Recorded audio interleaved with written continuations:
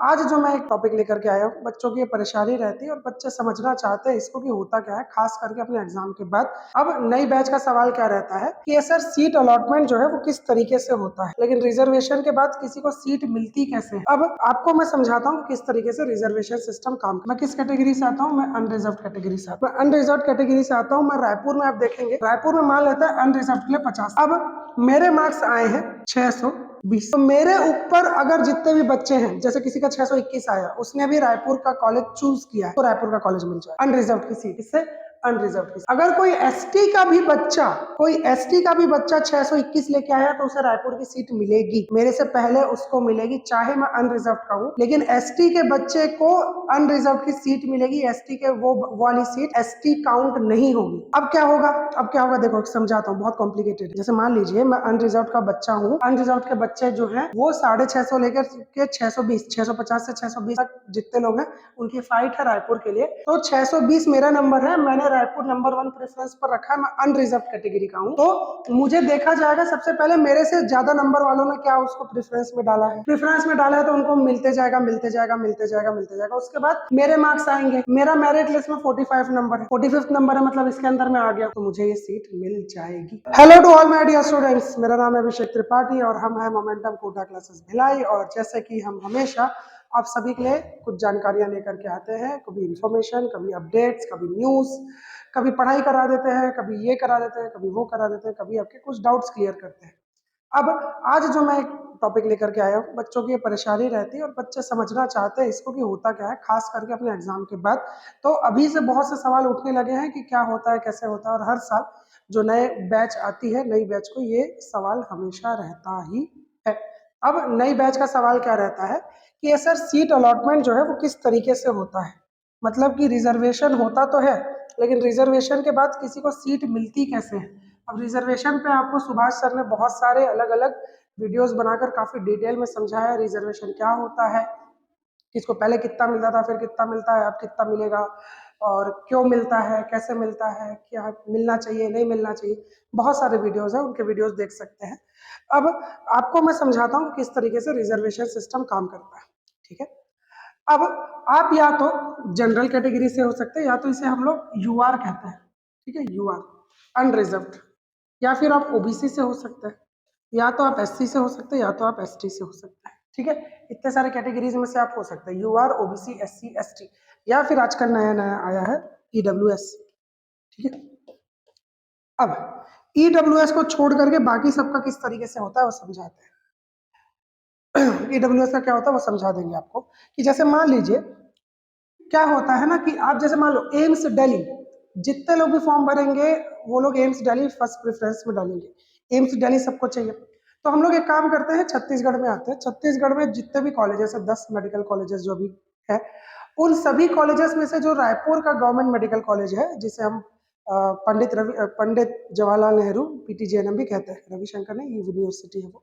पीटीजीएनएम जो कॉलेज है वो लगभग सबका फर्स्ट प्रेफरेंस होता है। शायद ही कोई होता होगा जो सेकंड प्रेफरेंस रखता होगा।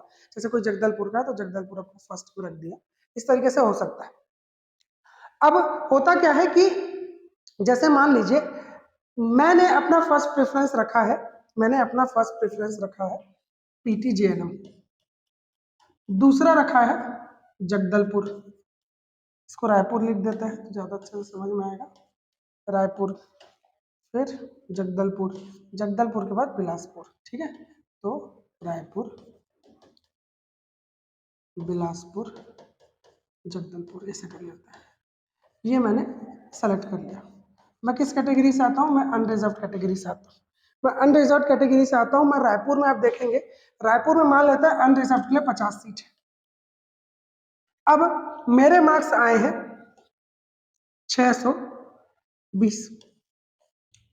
तो मेरे ऊपर अगर जितने भी बच्चे हैं, जैसे किसी का 621 आया, उसने भी रायपुर का कॉलेज चूज किया है, उसको रायपुर का कॉलेज मिल जाएगा अनरिजर्व की सीट से। किससे? अनरिजर्व की सीट से। अगर कोई एसटी का भी बच्चा 621 लेके आया तो उसे रायपुर की सीट मिलेगी, मेरे से पहले उसको मिलेगी, चाहे मैं अनरिजर्व का हूं। लेकिन एसटी के बच्चे को अनरिजर्व की सीट मिलेगी। एसटी के वो वाली सीट एसटी काउंट नहीं होगी। समझ में आया? ठीक है, ठीक। तो अब क्या होगा, देखो समझाता हूँ, बहुत कॉम्प्लिकेटेड है। जैसे मान लीजिए मैं अनरिजर्व का बच्चा हूँ, अनरिजर्व के बच्चे जो हैं वो 650 लेकर के 620, 650 से 620 तक जितने लोग हैं उनकी फाइट है रायपुर के लिए। तो 620 मेरा नंबर है, मैंने रायपुर नंबर 1 प्रेफरेंस पर रखा है, मैं अनरिजर्व कैटेगरी का हूँ। तो मुझे देखा जाएगा सबसे पहले मेरे से ज्यादा नंबर वालों ने क्या उसको प्रेफरेंस में डाला है, प्रेफरेंस में डाला है तो उनको मिलते जाएगा मिलते जाएगा मिलते जाएगा मिलते जाएगा। उसके बाद मेरे मार्क्स आएंगे, मेरा मेरिट लिस्ट में 45 नंबर है, 45 नंबर है, मतलब इसके अंदर मैं आ गया, तो मुझे ये सीट मिल जाएगी, मुझे ये सीट मिल जाएगी। लेकिन अगर मेरा 51 रैंक है और पूरी 50 सीट अनरिजर्व की भर जाती है तो मुझे सीट मिलेगी, लेकिन रायपुर नहीं मिलेगी, बिलासपुर की तुरंत मिल जाएगी, सेकंड प्रेफरेंस आराम से मिल जाएगा। मेरे ऊपर जितने लोग थे सबको रायपुर मिल गया, अब मेरे ऊपर कोई नहीं बचा, मैं हूं अब बचा हुआ इकलौता, तो मुझे बिलासपुर की सीट मिलेगी। लेकिन अगर यही मार्क्स पर अगर मैं एसटी कैटेगरी में आ जाऊं, अगर इसी मार्क्स पर एसटी कैटेगरी का हूं मैं, तो क्या होगा कि रायपुर की सीट नहीं मिली, 625 में क्लोज हो गई। ठीक है, अभी अनरिजर्व के बच्चे के साथ क्या हुआ, रायपुर की सीट उसको नहीं मिली 625 नंबर पर, तो उसको बिलासपुर की सीट दे दी गई, ठीक, क्योंकि उसका सेकंड प्रेफरेंस था। ये भी नहीं मिलता तो जगदलपुर दे देते, पर 625 में बिलासपुर मिल गया। ठीक है, ये ऐसा रफ आइडिया, ये कट ऑफ नहीं है, ये ऐसे ही बता रहा हूं। ठीक है, अब अगर यही बच्चा एसटी का होता तो 625 तक रायपुर अनरिजर्व में जा रहा है, अब उसके बाद वो मेरिट में आया नहीं, उसको बिलासपुर मिलना चाहिए था जैसे अनरिजर्व को मिलता है, लेकिन अब उसका कोटा लगेगा। एसटी कैटेगरी कोटा सिस्टम के अंदर में अगर 20 सीट है तो एसटी के बच्चे को अब रायपुर मिलेगा, अब इसको रायपुर मिलेगा। ऐसे ही अब अगला बच्चा 619 number ST, 619 number Raipur unreserved से नहीं मिलेगा, उसको मिलेगा कोटा लगा के। अगला बच्चा जो है एसटी का, उसके नंबर 550 आया, अब 550 में उसको मिलेगा रायपुर का सीट, अनरिजर्व से नहीं मिलेगा, इस बार एसटी से मिलेगा। और अगर किसी का भी 625 है उसके ऊपर आया होगा तो एसटी का होते हुए भी अनरिजर्व से जाएगा। तो अनरिजर्व की सीट के साथ साथ कुछ बच्चे एसटी के जो टॉपर होते हैं वो अनरिजर्व की सीट ले लेते हैं अपनी खुद की कैटेगरी की सीट के अलावा। सेम चीज ओबीसी के साथ है, सेम चीज एससी के साथ है, यानी कि वो हर बच्चा जो किसी कैटेगरी को बिलोंग करता है वो अनरिजर्व की सीट क्लेम करता है, इसलिए वो किसी के लिए रिजर्व नहीं होती है। पहले ईडब्ल्यूएस के भी यही होता था, लेकिन ईडब्ल्यूएस की सीट केवल ईडब्ल्यूएस को मिलती है, वो ईडब्ल्यूएस वाला बच्चा जो है वो अपना अनरिजर्व की सीट को क्लेम नहीं कर सकता है।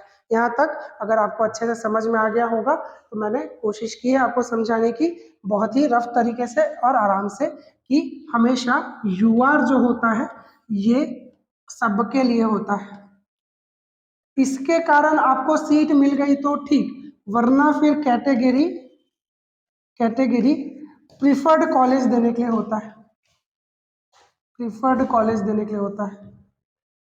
और लास्ट वाला जो बच्चा है उसको प्रिफर्ड कॉलेज में भी जगह नहीं मिलेगा, तो अपनी कैटेगरी के कारण उसे एडमिशन मिल जाएगा, अपना एडमिशन मिल जाएगा। ठीक है, और अगर यूआर में कोई एसटी का बच्चा है तो भी यूआर के कारण ही वो अपना सीट क्लेम करेगा, एसटी की जो रिजर्व कैटेगरी की सीट है वो बच जाएगी। चलिए, इस तरीके से मैंने छोटी सी कोशिश की है कि आपको ये छोटी सी चीज़ समझ में आ जाए, बहुत कॉम्प्लिकेटेड लगती है तो मैंने अपने तरफ से सिंप्लीफाई करने की कोशिश की है।